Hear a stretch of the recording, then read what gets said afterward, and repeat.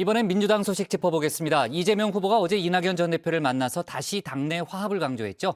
탈당한 사람들을 불러 모으고 열린민주당과도 합당을 추진하면서 여권 지지층 결집에 나섰습니다.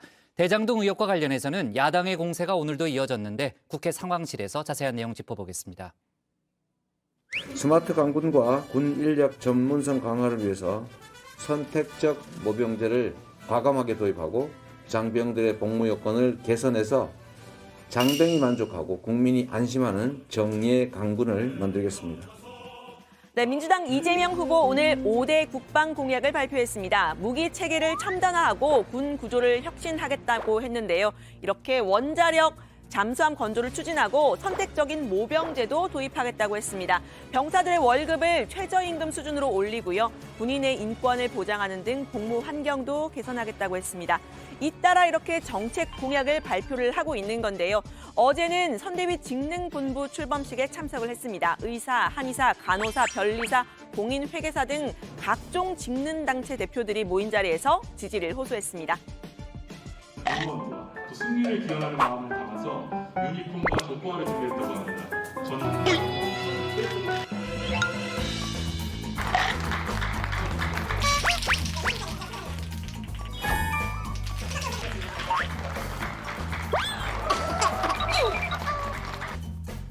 최근에 대선 후보 지지율 JTBC 여론조사에서는 이렇게 오차범위 아니지만 이렇게 골든 크로스도 이뤄졌는데요. 이재명의 민주당을 강조해온 이 후보 이번에는 전통적인 여권 지지층 그러니까 집토끼 단속에 나섰습니다. 어제 이낙연 전 대표를 만나서 이 원팀 껴안기를 했는데요. 닫았던 당원 게시판도 다시 열고 이 후보에게 비판적이었던 인사에 대한 징계 문제도 다시 논의하기로 했습니다. 이 후보 측은 현재 지지율이 좀 기대만큼 높지 않은 호남에서 표심을 더 결집할 수 있기를 바라고 있습니다.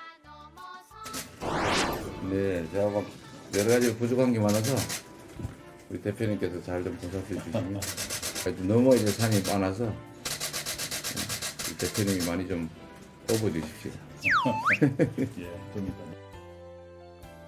여러 가지 이유로 탈당했던 민주당 인사들을 복당하도록 해서 대통합을 이루겠다라고도 했는데요. 관련 당헌 당규도 개정하기로 했습니다. 주요 인사들에게는 후보가 직접 연락을 했다고 하는데요. 부정부패사범, 예. 예를 들면 파렴치범, 네. 뭐 성 관련 추문 뭐 이런 건 다 빼자. 나머지는 다 조건 없이 다 수용해서 같이 가자 이렇게 말씀드렸는데 그렇게 된 겁니다. 그럼 정동영 전 의원, 청정배 전 의원 이런 분들 다 문제 이번에 없죠. 복당 네. 하실까요? 아마 그러실 것으로 예상이 되고 저희가 또 복당하시도록 요청도 드리고 뭐 전화도 다 드렸지요. 다 드리셨어요? 네, 네. 열린민주당과의 합당도 속도를 내고 있습니다. 어제는 열린민주당 토크 콘서트에 참석해서 지지를 호소했는데요. 다음 주 전 당원 투표를 앞두고 이 합당에 반대하는 당원들이 많다 이런 최강욱 대표의 말에 이렇게 말을 하기도 했습니다. 특히 다자 구도이거나 이럴 때 빼고 정말 1대1 구도일 때 어떤 상황에서 이겼던가를 생각해 보면 결코 내년 선거라고 하는 게 그렇게 호락호락하지는 않죠. 원래 우리 민주개혁 진영은 전통적으로 본질적으로 열세입니다. 정치란 냉정하게 조직된 소수가 분산된 다수를 이기는 그런 아주 묘한 시스템이. 그야말로 이 여권의 대통합에 나서고 있는 상황인데요. 최근 상대당인 국민의힘에서는 연이은 설화가 나오고 있죠. 윤석열 후보에 대한 견제 발언 잊지 않았습니다. 국빈의 생활을 하고 배운 것이 없는 사람은 자유가 뭔지도 모를 뿐 아니라 자유가 왜 개인에게 필요한지에 대한 그 필요성 자체를 느끼지를 못합니다. 갇혀서 노동하지 않겠다. 이게 내 꿈이었거든요. 그게 자유에 대한 열망 아니에요? 그렇죠. 그때 내가 그때 제일 못 살고 제일 못 배웠을 때인데 내가 이제 초등학교 졸업하고 그 다음 해였으니까 제일 못 살고 제일 정말 비난하고 어려울 때인데 그때 오히려 더 자유에 대한 열망이 더 크던데. 윤 후보는 이미 일상이 된 구인 구직 앱이 가까운 미래에 나올 거라는 발언을 해서 이 젊은 세대의 황당하다 이런 반응을 샀죠. 이를 겨냥한 걸까요? 이재명 후보 측 비서실장 오영훈 의원은 이 후보의 장점으로 휴대전화를 잘 활용하는 인간이라는 뜻의 호노사피엔스를 꼽았습니다. 앱을 깔면은 어느 기업이 지금 어떤 종류의 그 사람을 필요로 한다고 하는 것을 실시간 정보를 얻을 수 있을 때가 아마 여기 한 1, 2학년 학생이 계시다 하면 졸업하기 전에 생길 것 같아요. 호모사피엔스가 전형적인 분이시구나. 호모사피엔스다. 이런 생각을 좀 했고요. 또 휴대폰을 제대로 잘 활용하시는 분이기 때문에 지지자들과 또 국민들과 다양한 그런 목소리를 가감없이 듣고 계시고 또 본인의 생각도 속도감 있게 폭넓게 전달하시는 그런 능력. 그런데 이 후보 앞에 놓인 악재도 있습니다. 대장동 개발 특혜 의혹 얘긴데요. 김문기 성남도시개발공사 개발 1처장이 숨지면서 다시 수면 위로 떠올랐습니다. 이 후보는 김 처장을 모른다고 해서 거짓말 논란이 일었는데요. 오늘도 기억이 나지 않는다. 다시 한번 말했습니다.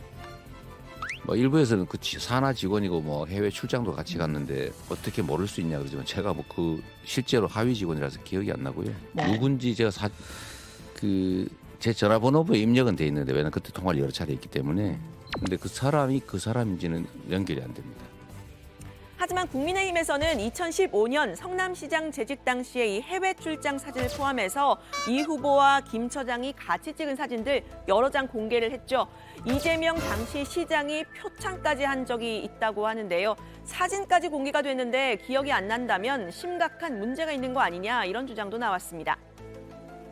정말 이거는 국민을 정말 인 바보로 알지 않고는 할 수 없는 일이라고 생각이 들고 실제로 만약에 자기에게 불리한 기억이 통째로 지워졌다고 한다면은 정신의학적으로 큰 문제가 생긴 겁니다. 지금 대통령 선거운동하고 다니실 상황이 아닙니다. 치료받으셔야 됩니다. 그러면.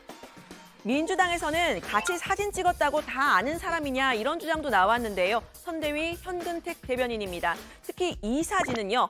악마의 편집을 한 것 같다라면서 원본을 공개하라고 주장을 했습니다. 사진 찍은다고 다 아느냐. 정치인들 사진 찍는 거 굉장히 많거든요. 제가 말씀드리고 싶은 거는 그 3명 찍은 사진이 약간 악마의 편집이 아닌가 이런 생각이 들어요. 왜 그러냐면 그럼 무슨 말씀이세요? 3명이 이렇게 클로즈업 돼 있잖아요. 근데 옆에 보시면 어깨라든지 팔들이 나와 있습니다. 그 말은 뭐냐면 전체 사진 찍은 중에 일부만이 확대한 게 아닌가. 현 대변인이 말한 이 편집을 했다는 근거, 옆 사람의 팔과 어깨가 이렇게 잘려서 나왔다는 건데요. 글쎄 정 회원님들은 어떻게 생각하시는지 궁금합니다. 이 후보와 김 처장이 아는 사이냐 모르는 사이냐 이보다 더 중요한 건요. 김 처장이 왜 그런 극단적인 선택을 했느냐일 듯합니다. 김 처장은 배임 혐의의 핵심인 초과이익 환수 조항을 보고서에 넣었던 부서의 책임자였죠. 이 후보는 문제의 조항에 대해서 보고받은 적이 없다고 했습니다. 일선 직원이 건의를 했지만 당시에 간부들이 채택하지 않았다면서 이렇게 말을 했었죠. 현대그룹 회장이 계열사의 대리가 무슨 중요한 프로젝트를 하고 있는데 기존에 이미 협상되고 제안되고 응모하고 정해진 것과 다르게 더 받읍시다 라고 얘기했는데 팀장이 과장, 부장, 국장, 부사장, 이사, 상무, 사장 이쪽에서 채택을 안 했어요. 그걸 회장한테 보고하겠습니까? 상식에 어긋나는 얘기죠. 네, 국민의힘에서는 다시금 특검을 주장하고 있습니다. 여야는 이렇게 특검 대상과 방식에서 의견차를 보이고 있다는 말씀 어제 드렸었죠. 이재명 후보는 오늘 특검을 하자고 재차 주장을 했습니다. 윤석열 후보의 부산저축은행 수사 부실 문제, 또 부친 자택을 김만배 씨의 누나가 매매한 문제 등을 포함을 하면 국민의힘이 주장하는 별도의 특검법도 받을 수 있다고 했습니다. 그럼 넣는 것들 다 넣고 한다면 별도 특검은 괜찮다는 말씀이세요? 저는 뭐 그런 어떤 방식도 상관없다고 봐요. 국민의힘에서는요. 윤 후보의 부산저축은행 관련 의혹도 특검을 하자는 민주당이 정작 관련한 특검법을 발의하지 않고 있다고 했는데요. 시간을 끌고 있는 건 민주당이라는 주장입니다. 민주당에서 부산저축은행 비리에 대해서 특검법을 발의하면 당연히 저희가 기이 발의한 대장동 비리 의혹에 대한 특검과 부산저축은행 특검이 한꺼번에 법안에 상정이 됩니다. 그러면 그 논의만 하면 바로 특검이 발의될 수 있는 그런 사안입니다. 네, 대장동 특검 관련해서는 들어가서 더 자세히 이야기를 해보고요. 오늘이 크리스마스 이브죠. 이 후보 부인의 김혜경 씨는 오늘 이렇게 빨간 패딩 차림으로 구세군 자선냄비 자원봉사를 했습니다. 적극적인 활동을 이어가고 있는 모습인데요.